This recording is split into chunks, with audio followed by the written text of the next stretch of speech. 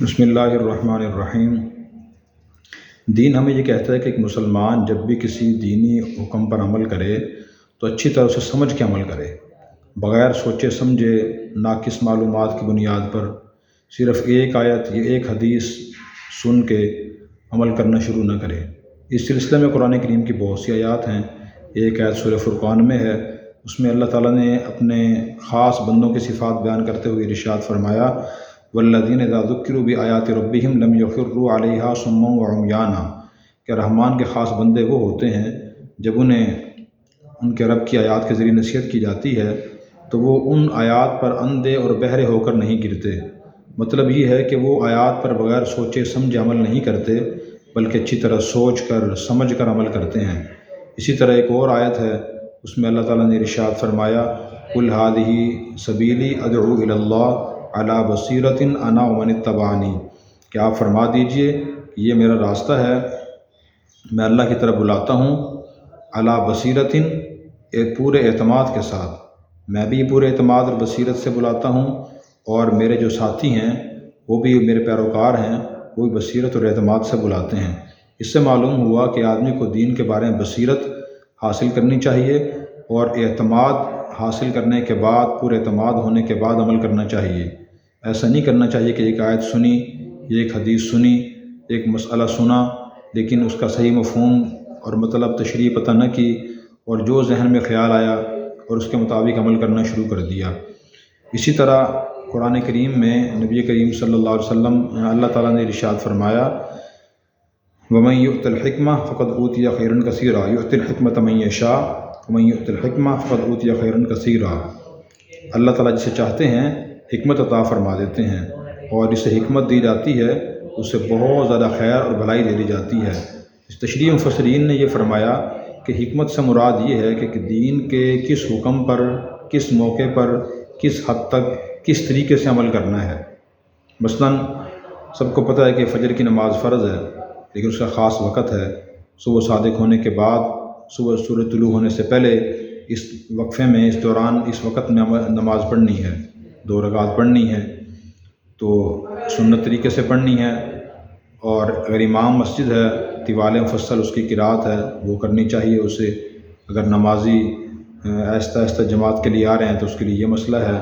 اگر نمازی چاہتے ہیں کہ جلدی نماز پڑھیں اور جا کے آرام کریں، رات کے ہم جاگے ہوئے ہیں، پھر مختصر تلاوت کرنا افضل ہے۔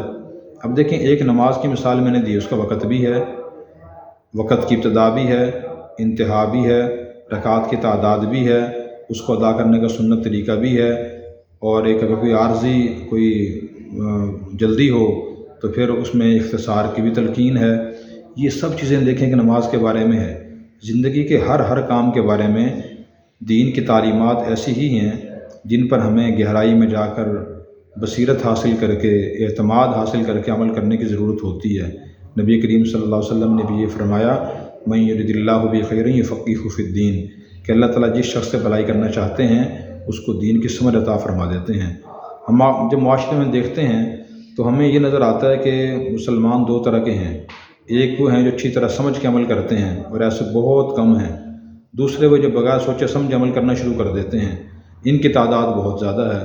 وہ کیسے عمل کرتے ہیں؟ دوسری قسم کے لوگ، مثلاً انہوں نے یہ سن لیا کہ درود شریف پڑھنے کی فضیلت ہے، فضائل ہیں درود شریف کے، احادیث میں حضور نے بیان فرمائے ہیں۔ اب وہ اپنے مقاصد کے لیے اور ساری جائز محنتیں، کوششیں چھوڑ کر صرف سارا دن درود شریف پڑھتے ہیں۔ ایسے لوگ ہیں۔ انہوں نے سن لیا کہ نوافل کے فضائل ہیں، واقعی فضائل ہیں، نوافل پڑھنے چاہیے، لیکن وہ اور اپنے مقاصد کے لیے تمام کام چھوڑ کر سارا فوکس نوافل پہ رکھتے ہیں، اور چیزوں کو بھول جاتے ہیں۔ بھئی اور فرائض بھی تو ہیں۔ اور کیسے عمل کرتے ہیں؟ مثلاً ایک آدمی کی اولاد نافرمان ہے، یا اس کے معاشی حالات اچھے نہیں ہیں، تو وہ یہ سمجھتا ہے کہ شاید صرف درود شریف پڑھنے سے یا نوافل پڑھنے سے میرے سارے حالات اچھے ہو جائیں گے، اولاد بھی فرمانبردار ہو جائے گی، معاشی صورتحال ہی بہتر ہو جائے گی۔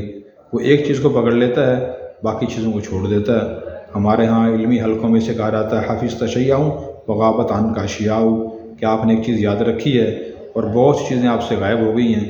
اب اس بارے میں معاشی حالت کو بہتر کرنے کے لیے، اولاد کو فرمانبردار بنانے کے لیے اللہ اور رسول کے احکامات کیا ہیں، ان کی تعلیمات کیا ہیں، قرآن کریم میں ہیں، احادیث مبارکہ میں ہیں، انسان وہ اپناتا نہیں ہے، پھر اس سے پورا مقصد بھی حاصل نہیں ہوتا، پریشان ہوتا ہے۔ تو پریشانی اس وجہ سے نہیں ہوئی کہ اس نے دین پر عمل کیا اور فائدہ نہیں ہوا، پریشانی اس سے اس وجہ سے ہو رہی ہے، اس کا مسئلہ اس لیے حل نہیں ہو رہا کہ وہ بصیرت سے اور پورے اعتماد سے مکمل معلومات لینے کے بعد عمل نہیں کر رہا۔ اسلام کے جو تقاضے ہیں اس سے جو اسے اس موقع کے بارے میں خاص طور پر تعلیمات ہیں وہ ان پر عمل نہیں کر رہا۔